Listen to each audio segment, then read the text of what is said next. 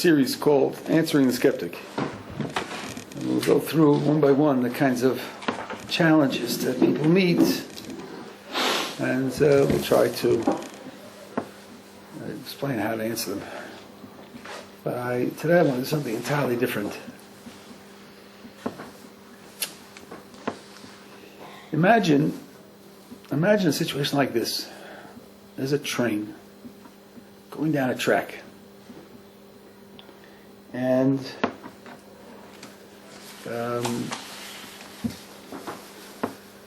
it suddenly goes out of control. The brakes don't work. Ahead on the track, down the track, there are 5 hikers who are walking down the train track. Okay, that's a stupid thing to do, but that's what they're doing. The horn on the train doesn't work either. If things go on the way they're set up, they're going to get mowed down. All 5 of them are going to die. Now the train is coming to a switch which goes onto a sidetrack. On the sidetrack there's a single hiker who also stupidly is walking down the train tracks. And our friend George is sitting where the main track and the sidetrack juncture, and there's a switch. And if he throws the switch, he can make the train go down the sidetrack. If the train keeps going the way it's going, it's going to kill 5 people, 5 innocent people. If he throws the switch, the train will go down the sidetrack and kill 1 innocent person. The question is, should he throw the switch?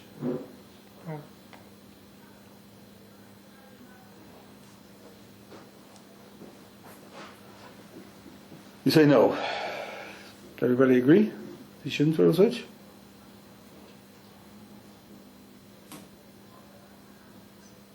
I think we need more information. What more information would you like? I don't know. I think in that situation, it's very difficult to weigh out 1 life against 3 because you've got no idea how valuable each life is. They're all economists. They're all 25 years old. They all have an IQ of 106. Well, they're economists. I was 96. And I mean, you can equalize all the factors that you want to take into account. Equalize them. They're all deaf. They're all deaf. That's right. They can't hear the train coming. I don't know. In my opinion, then I'd throw the switch and say, okay, so we have at least a difference of opinion here. Whether you can throw the switch, you should throw the switch. Now, I want you to compare that case with the following case. The train is barreling down the track, and it's out of control, and the brakes aren't working, and the horn isn't working. And our friend George is standing on a bridge over the track. He's standing on a bridge over the track, and the train will pass under the bridge. George notices this. He sees the train. He can see that it's out of control. Looks down the track the other way. He sees the other 5 people, waiting down the track. Standing next to George on the bridge is Fred. Fred is a hefty fellow. He's quite a large fellow. If Fred were on the track, in the path of the train, he would stop the train. If his body were on the track. But it isn't on the track, it's on the bridge, together with George. Fred isn't looking. He doesn't know the train is coming. George can easily push Fred off the bridge so that he will land on the track and stop the train. Should George push Fred off the bridge? May George push Fred off the bridge? Is this the same as the first case? Is this the same as the first case or different from the first case?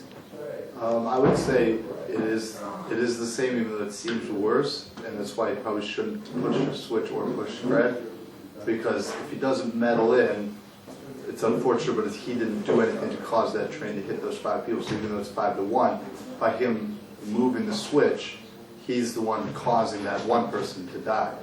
And so the same thing with, even though he's saving 5 people in the second case, he's pushing Fred over and causing somebody to die. Okay, I think what you say is certainly true, that in both cases, if George acts in either case, he's going to cause one person to die who wouldn't otherwise have died. That is certainly correct, yeah?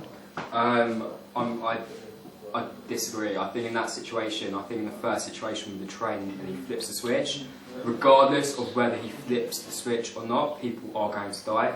So he's not personally killing because it's their own fault. It's in the people who are walking on the track's fault. They put themselves in that situation. So by flipping the switch, he's controlling who dies, but it's not his fault that these people are dying. Whereas in the situation where he can push the guy off the bridge, he's directly affecting and putting someone in harm's way and killing them. So I disagree. It's in his hands in that second situation. Okay, you really said two things, and I think we should keep it both in mind as there are more subtle cases than these were coming up. You said, on the one hand, in the case of the bridge, he's pushing the guy off the bridge, whereas in the other case, he's just flipping a switch. Yeah. Okay, and then you did say, though I don't know if you want to stress it or not, that the guy is walking on the tracks. He's put himself in danger. He's done something stupid. Right, and regardless of what happens, the train is going. Right. Regardless of whether the guy is there to flip the switch or not, someone's going to die. So, whereas in the other situation, someone's going to die, but the guy on the side track could say, "Yes, someone's going to die, but it's not going to be me." Yeah. Unless you flip the switch, it's not going to be me. Yeah. So, in the present situation, my life is not in danger. Maybe I was stupid to walk on the track. People do take chances. They drive their cars without seatbelts also. But that's no reason to push the car over the cliff because he didn't wear a seatbelt. Right? As a matter of fact, the train's not aimed at me. Okay, but you're pointing out there's a difference between pushing the guy or flipping the switch, which just has an indirect effect. Okay, now let's vary the case a little bit. First, a simple, obvious comparison. The train's aimed at 5 people on the track. There's a side track, and on the side track there's a big boulder. The side track loops back to the main track, but there's a big boulder. So if you flip the switch, the train will go down the side track and it'll be stopped by the boulder. No one inside the train will get hurt, right? So everybody's obvious you should flip the switch, right? Fred is already on the side track. The side track loops back to the main track. Fred is already on the side track. Big, heavy Fred. So if you flip the switch, then the train will go by and hit Fred and stop. It'll stop, and he won't rejoin the main track and kill the 5 people. So here you see we've eliminated the question of pushing Fred off with your hands. Here it's all indirect. Now, what I want you to think about is the following 2 cases. One case where when you flip the switch, it goes down the side track, hits Fred, and Fred stops the train, so it doesn't join the main track and kill the 5. Versus, on the side track, there's a boulder, and there's Peter standing in front of the boulder, but Peter's very skinny. Peter's very skinny. He won't stop the train. The boulder will stop the train. He'll just get hit. As the train goes into the boulder, he'll get hit and get killed. And the boulder will stop the train. Is flipping the switch to get the train on the side track to hit Fred, who will stop the train, the same as flipping the switch to switch the train onto the side track so the boulder will stop it, but in the process of stopping it, Peter will get killed. In both cases, 1 is killed instead of 5. So that calculation of how many people die is the same in both cases. The only difference is, in some sense, how they die or why they die. This may sound crazy, but there are people who think about these things. There are philosophers who think about these things. Who was it who invented this? It was a philosopher in the 60s who invented these problems, and they've been discussed ever since. Yeah.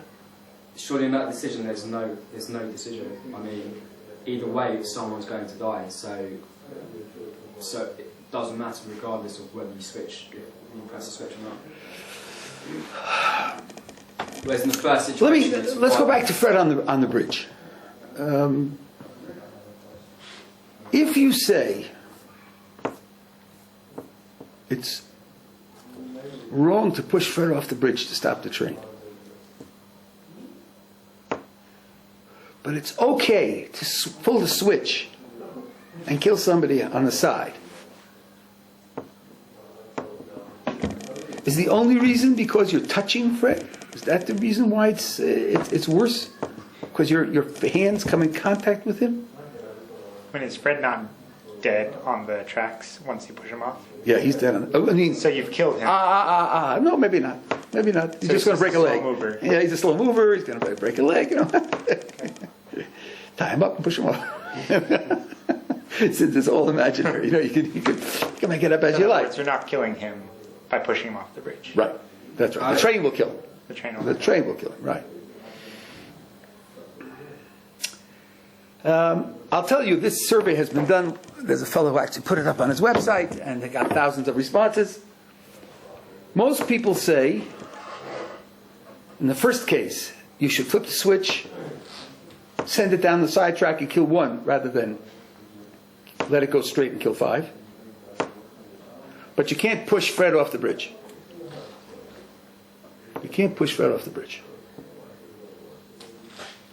The reason is not because you're pushing him, but there's a difference in the equation. There's a difference in what you're doing in sacrificing the one for the five. Sacrificing the one to save the five. Can you think of a way to describe the difference? What's the difference between flipping the switch and it goes down the side track and kills the guy walking on the side track? This case, the side track doesn't loop back into the main track. Versus pushing Fred off the bridge and having him stop the train, and one dies and five don't. One is not in imminent danger, and one is. Which one is in imminent danger? The one on the track. The one on the side track is not in imminent danger. The train is aimed to go straight down the main track, and if nobody flips the switch, it's going to go straight down the main track and kill the five. He's not in danger, unless you flip the switch. But then the guy on the bridge isn't in danger unless you push him off. So in either case, the guy, if you do nothing, the guy will not be in danger. He's not going to suffer at all. And if you act, then the one's going to die rather than the five. Yeah. So is this under the assumption that the guy walking down the side track knows there's no train coming down? He doesn't know anything. He's just like the other five who are deaf, dumb, and blind, walking on the track like an idiot, right? And so he's They're clueless. Sorry? They're clueless. Yeah, they're all six are clueless. Here's what people say. I'm interested to hear what you think about it. People say, when I flip the switch to switch the track, what am I doing? The train is aimed at five people. Five people are going to die. I flip the switch, I'm saving the five people. My act of flipping the switch is saving the five people. I'll prove it to you. Suppose the side track is empty. There's nobody there. Then everybody would say, flip the switch. You're saving five lives. When I flip the switch, I'm saving five people. Now, it's true. As a result of saving these five people, someone else is going to die. But that's a result of an action where the action's goal, its purpose is to save five lives. It's a side effect of saving the lives. When George pushes Fred off the bridge, Fred's death isn't a side effect of saving them. George is killing Fred in order to save them. George's life becomes a means for saving the lives of other people. He's made into a tool to be used as the means by which you save other people. And the intuition here is this. The equation of 1 against 5, the superiority of 5 against 1 can be made if what you're doing is saving the 5. And the other one gets killed as a result. But to take a person and use him as a means, kill him as a means to save others, you You can't take a human being and use him in that way as a means to save others. You have no right to sacrifice one for others. That's the intuition, yeah. I understand what you just said, but is that not what you're doing when you flip the switch? Well, I'm not using his body as a way to stop the train. In the first pair of examples, train won't stop. Train will keep going forever. But in this case, it'll run down one. His death doesn't help me save the other 5 at all. If the track had been empty, I'd been able to save them just as well. The whole thing is to get them off the main track where 5 people are going to die. So his death is just a byproduct. Whereas when George pushes Fred off the bridge, Fred's body is what stops the train. Right? This is what is indicated in the second pair of examples where the side track comes back to the main track, and you do have a boulder and don't have a boulder. The difference there is precisely the same difference. If Fred is on the side track, and by switching to the side track, his body will stop it, then I'm using his body, his life, to stop the train to save the others. Whereas if there's a boulder, and Thin Peter's standing in front of the boulder, and the boulder's going to stop the train, I'm not using Peter's body to stop the train. I'm using the boulder to stop the train. Peter's just standing there, and he gets killed accidentally, so to speak, as a byproduct of what I'm doing. What I'm doing is stopping the train with the boulder. So many people feel that there's a crucial difference between using one person as a means to save others, especially using his life as a means to save others, versus saving others, and as a byproduct, this person dies. Let me give you this in real life. People have kidney failure. Now, one way to help people survive with kidney failure is to give them dialysis. Imagine a situation where a lot of people have kidney failure, and there are only a certain number of machines. When you decide, triage, when you decide that we're going to give dialysis to these and not to those, it's a death sentence for those. They're going to die. So what do? You give to some, you don't give to others. If you have 10 people with mild cases, 5 people with severe cases, so you say, well, with the machines that I have, I can save 10 or I can save 5. I'd rather save 10. And you save the 10, you let the 5 go. But imagine you have 10 cases of kidney failure, and you have 5 people with matching blood, matching immune systems. All you have to do is take their 10 kidneys from 5 people. Okay, they'll die. But you have 10 kidneys. Each person has 2 kidneys, right? So I have 10 kidneys, and you install them in one in each of these 10 people, and they'll all be saved. We don't do that. We don't kill people to take their kidneys to save others, even if you'll save more. What's the difference between killing these 5, taking their kidneys and saving 10, versus giving dialysis to the 10 and not giving dialysis to the 5, and the 5 die? In both cases, 5 are dying, so 10 can live. The difference is that in the one case, with dialysis machines, I'm saving these 10. That's what I'm doing. I'm saving them. Okay, when I save them, we run out of machines, and these people are going to die. I'm not killing them. I can't help them because I have a limited amount of dialysis. Whereas if I kill them to take their organs, then I'm using their deaths to save these people, and to use a human being in that way seems to be inappropriate. We're plumbing basic moral intuitions now. It does seem inappropriate to do that. You with me? Mm-hmm. Okay. This is the way most people respond to this. I'm not saying you can't disagree, or you might have different thoughts about it, but something to think about. Now let's push it one step further. All this is in a book by Mark Hauser called Moral Minds. He collected these cases from other literature, but that's why I saw it just recently. Let's imagine that on the track are not human beings, but cows. Cows. And on the bridge, there's a fat cow. And on the side track, there's a cow, a fat cow, a small, a thin cow with a boulder. Just repopulate all the examples with cows. Do we come out with the same intuitions? What difference does it make? If they're cows, then what? I think every time you would want to save the 5 for the 1. It sounds like every time you'll go with the numbers. Imagine the guy is the owner of the cows. The guy can flip the switch or push the one off the bridge or whatever. He's the owner of the cows. And he says, I don't want to lose 5 cows. They're all my cows. I don't want to lose them. What do I care if this one's in danger or it isn't in danger? I'm saving my cows. Right? Do I have to take a loss of 5 cows? Because what? It's wrong to push a cow off the bridge?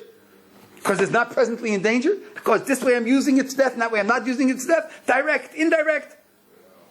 A means or just a byproduct? No interest in that. No care about that. They're just cows. Yeah. I don't know. I think it's a weird situation, but like it's the same. I think it could be the same situation as if they were people. I mean, I think it's very difficult to make a decision. I don't think it's that clear cut because fine, I accept that human life is more important than the cow's life, but I don't. I think it's a bit of a difficult situation to still. Well, let's think about it a little bit. Let's go back to the human case. There are people. Okay, they're more than a little weird, but there are people who would say 5 against 1. That's all that counts. The only thing that counts is 5 against 1. If it's 5 against 1, then save the 5, and even if the 1 dies. And there are people who will say, kill 1 guy to take 2 kidneys to save 2. If it's this guy versus those 2, I don't care that he's alive. I don't care that he's got his own independence. Kill him and take his kidneys to save those 2. That's the only way to do it. Then by all means do it. The only thing that counts is calculus of how many people live. Nothing else matters.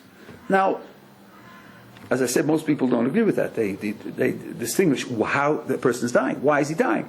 Are you using him as a means to the others? Then that seems to be wrong. It's a byproduct, and it seems to be okay. What are we saying about human beings? What are we going to do to oppose the utilitarian who says it's all a matter of numbers? If you get more, that's the way to do it. Many utilitarian will say put an innocent person in jail if it stops enough criminals and saves innocent people from being victimized by the criminals. Put an innocent person in jail so people will be afraid of the police. Yes, well, he's innocent, so what? What do we care if he's innocent? Look at the results. The results are more people will be saved. Put him in jail. That's the way utilitarian thinks. All that counts is the outcome. All that counts is the result. Now, if we don't go that route, what are we saying? What conception do we have of what's going on? When we say to utilitarian, no, there's a limit to how much you can do. Even when you end up with saving 5 and costing 1 life. There's sometimes when you can't do that. It's not appropriate to do that. We're saying something about what human beings are, how they're related to one another, what can be done to a human being against his will, above and beyond just getting good results. Above and beyond just getting good results. Getting good results isn't the only consideration. Because if it were the only consideration, we'd always sacrifice 1 to the 5. Most people feel, in terms of their moral intuitions, it's not right to put innocent people in jail. Even if you'll scare the criminals, they'll believe in the police, and less innocent people will be victimized on the street, it's still wrong to put innocent people in jail. He doesn't have to pay for that. So what we're saying is the outcome, the good consequences, aren't the only condition. It seems that a human being has a certain integrity, a certain inviolability, certain things you can't do to a human being to produce good results, even for other human beings. Something about human beings that have that quality. What that is, how to define that, interesting question. Who defines it is also an interesting question. But for our purposes, the important question will be, whatever that quality is, do cows have it also? Do cows have it also? How do I think about a cow? Number 1, I can milk the cow for my use. I can make the cow pull a plow and plow my land. When I want meat, I can slaughter the cow. I can eat the cow. Is the cow somehow protected? Does it have an inviolability? You're not allowed to use it. I use it as a means all the time. The cow to me is nothing more than a means by which I get certain benefits from it. If that's all the cow is, it's just a means by which I get certain benefits, especially if I'm the owner of all 6 cows, why shouldn't I push the cow off the bridge so as to save the other 5 cows? Why should I lose 5 cows? Because this cow on the bridge has some right to live? Some claim that it shouldn't be used as a means to save the other ones? I use the cow as a means for everything. It's this concept that the cow, its whole existence is only a means. That being the case, of course I can use it, 1 cow to save 5, whether it's on the sidetrack or pushing them off the bridge, makes absolutely no difference. Whereas with a human being, many have the intuition that that's not correct. There's a limit to how far you can go in using one human being as a means by which you can service other human beings, even if you'll end up with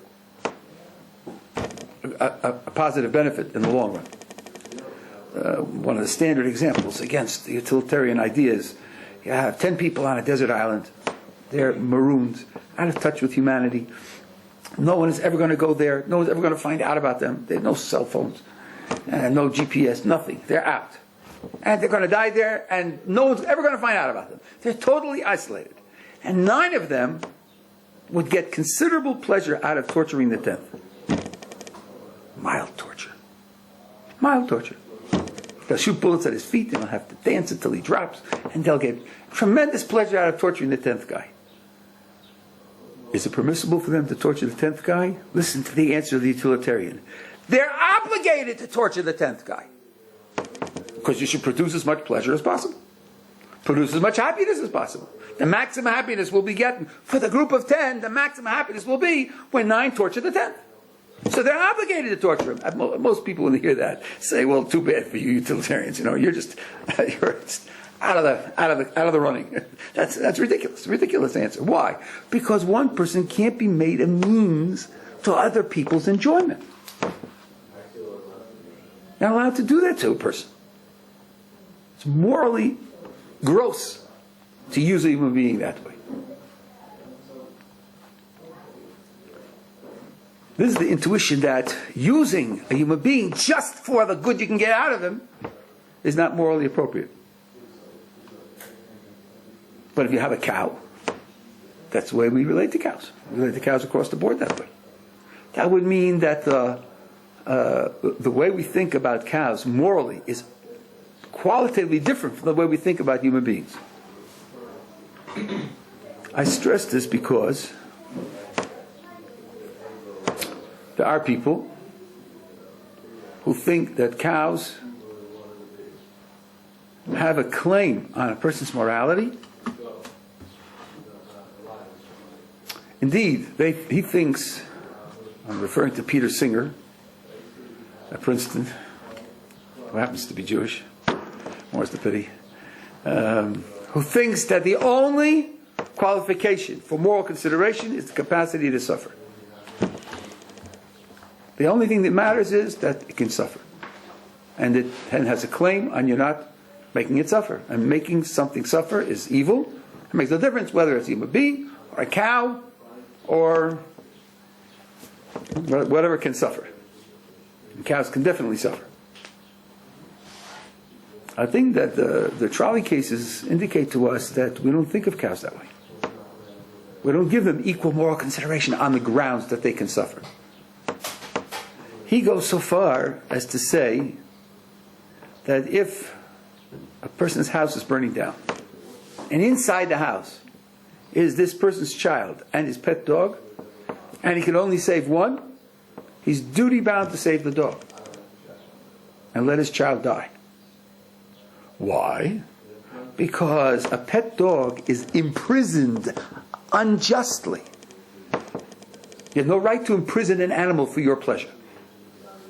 And now it's going to die because of his unjustly imprisoning it. That compounds a moral outrage. Whereas the child is going to die because of the fire. Therefore, he's morally obligated to save the dog. I don't know about you, but that strikes me as grotesque. That strikes me as grotesque. just for the philosophers, what I think our friend Peter Singer has forgotten is that in all moral argument, your starting point is shared intuitions. The only claim to fame that a theory could have, a hypothesis, a rule, a general proposition could have is that it's rooted in intuitions that we feel confident about. When your position comes to the point where you have a result that is outrageous for intuition, you don't say, well, that just proves the intuitions are wrong.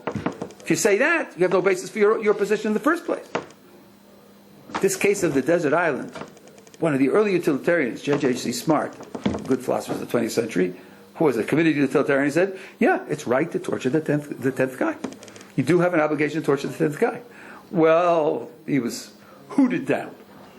That's just outrageous. It's outrageous. At that point, you should say, gosh, we made a mistake. Let's think it over again. It's not quite right.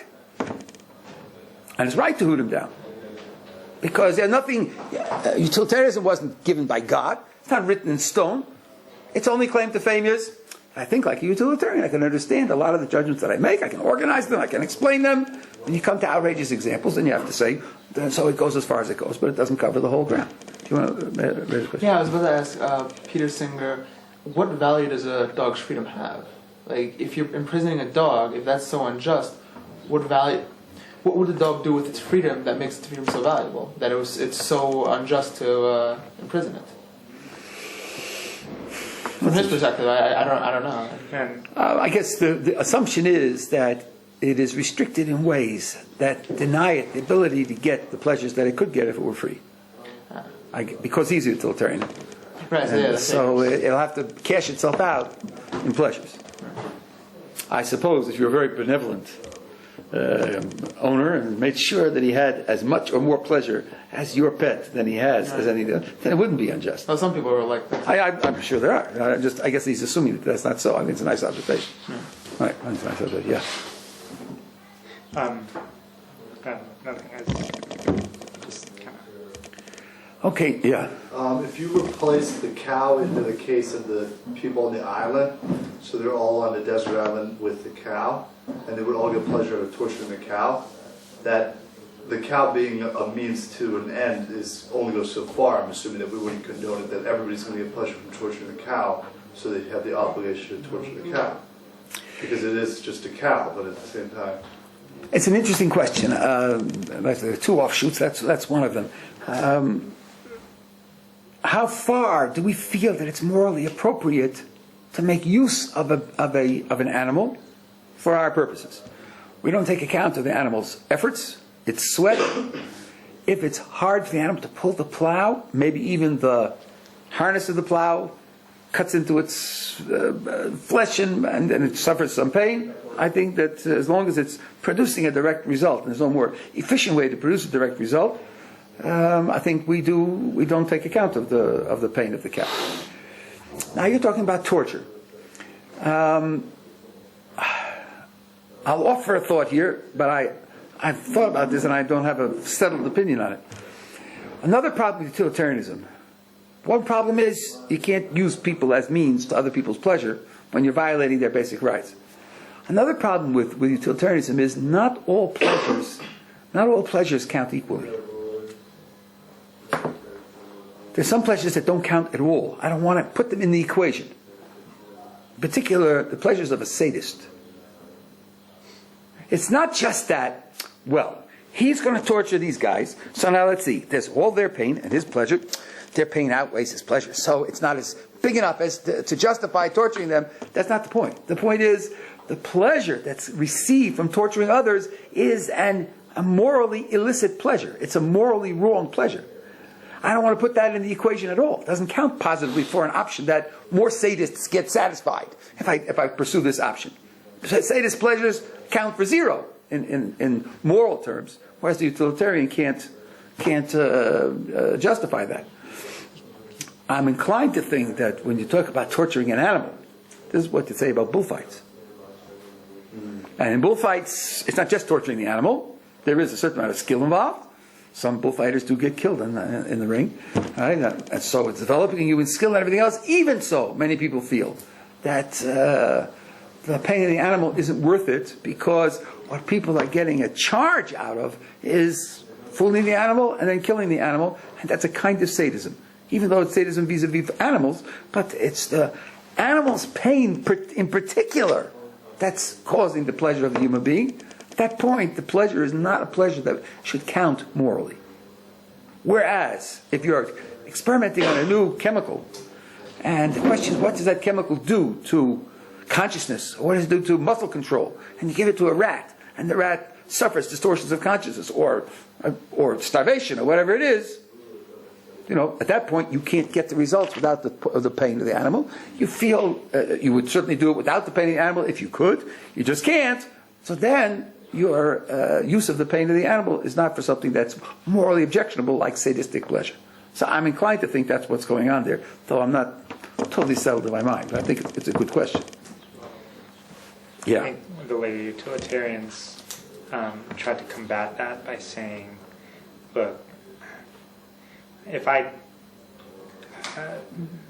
person's pain or a person's suffering doesn't have to be counted in equal units or equal increments as another person's pleasure. So let's say 2 people, let's say 5 people get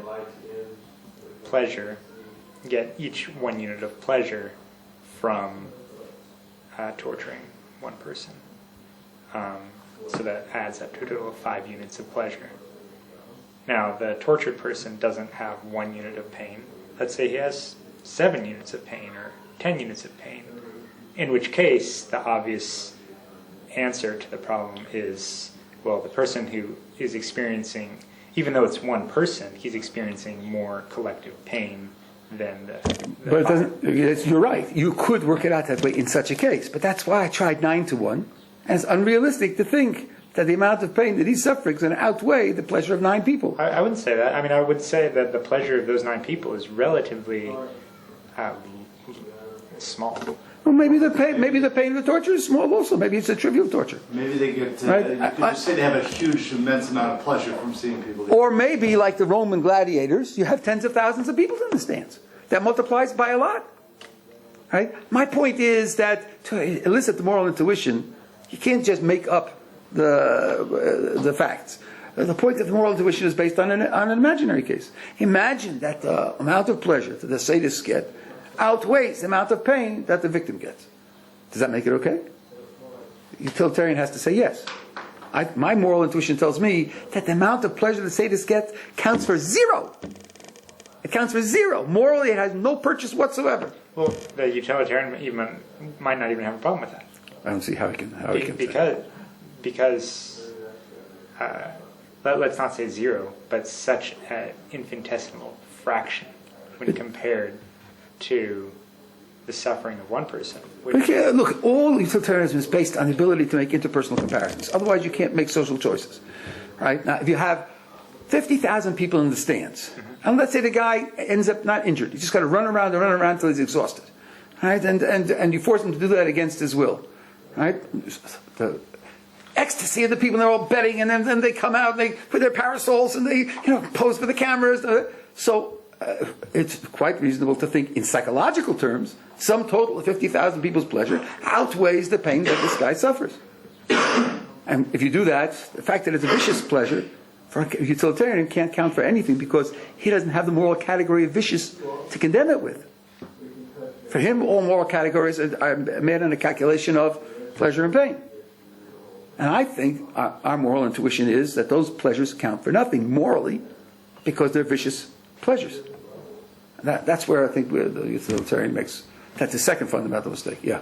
I don't know when the survey was done, where you said that most people who answered felt that it's okay to divert the cause to save the people, but not to use somebody as a means for something better or for better for the group. But it seems in a lot of ways it's lost on people now. Because just to bring an example, there's a TV show which I never tuned into, but I know it's about basically they take drug addicts and it's called intervention. and they put them, and they like videotape their getting off drugs, and these people go through real suffering, and this is turmoil in life, and obviously they're probably not at the state where they're agreeing to it, whoever's allowing it, I don't know. But it's like people are watching, and that person becomes a means towards people watching for their entertainment. And it just shows kind of like how lost that whole... Oh, I don't know. I don't know if that's true. There's entertainment and entertainment. When people read, for example, biography of a drug addict who remains a drug addict and dies, they buy the book and they read it, not because they enjoy the addict's suffering, but they gain from understanding how another human being lives, what he feels, what he experiences. They get an appreciation for the world, get a sympathy for the world. People want that. That doesn't mean they're getting pleasure out of his pain. I was just saying it could be beneficial for people to see that. Sure, you read Shakespeare. Shakespeare's had all sorts of horrible crimes, and you learn about human nature from that. You're inspired by his insight, by his ability to express it in language, and that means Shakespeare's been selling for 450 years. It's not because people enjoy other people's pain, but they're inspired by it. They may enjoy the new insights that they get, but doesn't mean that they... There's just something about putting them on like video when they're like, I don't know. Look, there is a program in some states where they take former drug addicts and they have them go around in the schools. Yeah. I tell the kids, I've been there. No? You can't. Is that- Teachers can't tell you this, and your parents can't tell you this, but I've been there, and it's not worth it. That's worth a lot. That's worth a lot. These television programs are seen by kids who are being tempted by drugs. That's worth a lot. That's true. So I don't think you have to put it down to sadism, the fact that they're popular. Well, that's not the motivation. The motivation for putting these people on TV is because it makes it for good entertainment. They're not there to help anybody.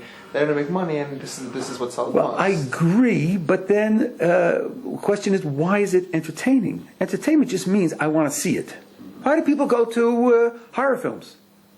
They're frightened out of their wits because there's something in a human being that wants to be frightened. I think under safe circumstances, where he knows it's not going to get hurt, and that way, like a roller coaster, where you deal with your fear, right?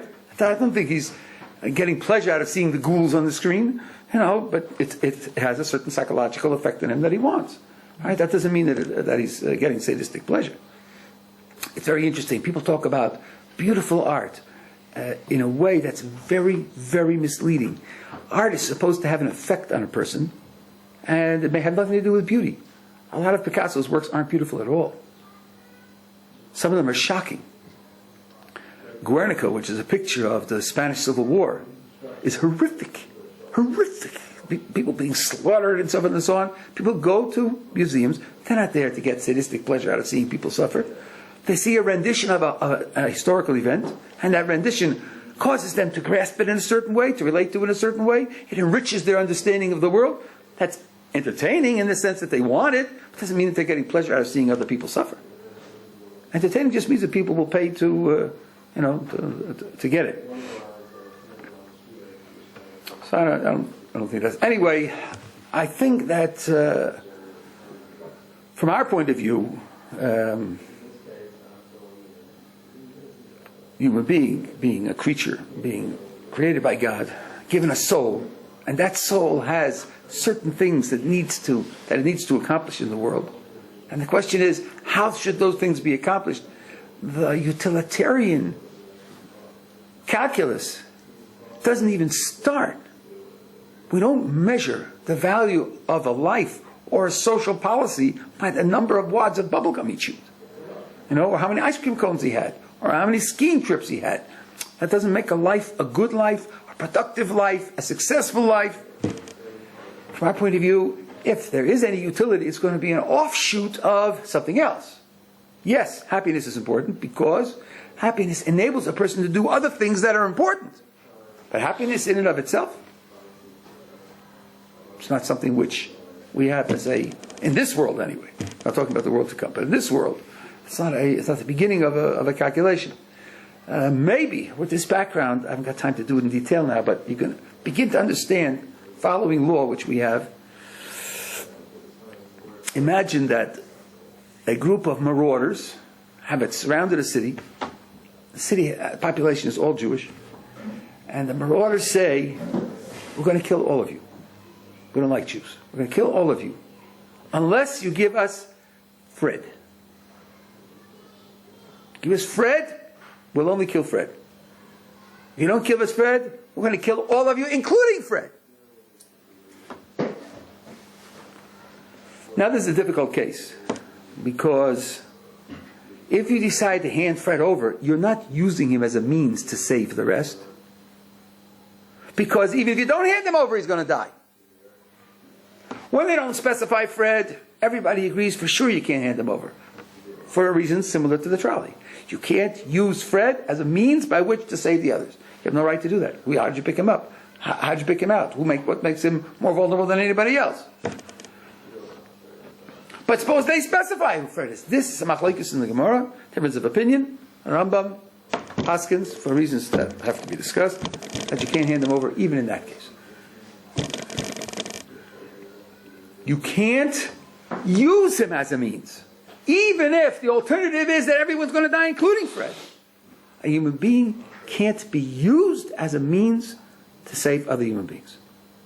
Although, if he volunteers, it's very praiseworthy. If he goes out voluntarily to die, that's a great thing for him to do. But for others to use him as a means to save them, it cannot be done. Now, when you hear that law and you think, but he's going to die anyway. So there is a make, so why not? When you realize that your own moral intuitions don't allow just using a person as a means to save others, okay, how far does it go? Under what conditions? One could discuss the differences. I'm just pointing out that we're tapping here an area where there is a moral intuition. Human beings, Kant famously said, can't use a human being as a means to the interests of other human beings. Cannot be used as a means. It's one of the three ways of expressing the categorical imperative. I'm not endorsing Kant. Kant has lots of problems also. But this insight, I think, does apply over here. Yeah. So halachically, if you're in a situation where you are capable of saving other Jews, let's say, but you would have to die, you would be allowed to, or you would yes, according to yes, be allowed to, and be very praiseworthy to do so. By the way, don't make a mistake that I made with this law. It may not apply in wartime. Wartime it has different rules. Very interesting cases. There was a case in the 73 war when Syrians overran the Golan, and there were a group of soldiers who were in a hiding place in a bunker, and the Syrians were coming through, and one soldier was wounded, and the commander said to another soldier, strangle him. And the soldier giving the command was a dati, was a religious soldier, to strangle him. And the soldier put his hands around the guy's neck and strangled him, silenced him, but in the end he didn't die. And they were on television in Israel later. The commander and the wounded soldier. And said, I gave the command because under these conditions, I have no right to endanger all. We all would have died. So the Syrians would have killed all of us. There, in wartime, the law is different.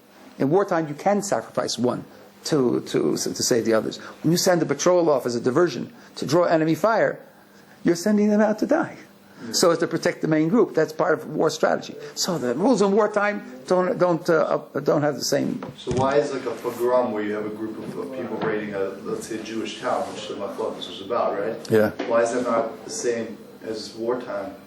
Because it's the same. You have the same issues of people who are going to die. I guess the point here is that there's such a thing as a Jewish war, either a war of conquest of the land of Israel, or a war responding to a military attack. Why is this different from a military attack? Just because it's a smaller scale, but it's still. That's a good question. Would you say only soldiers I don't know. would apply? Yeah, I don't know. That's a good question. Why is that not equivalent to a wartime incident? I don't know. It's a good question. Okay, just a little warm up.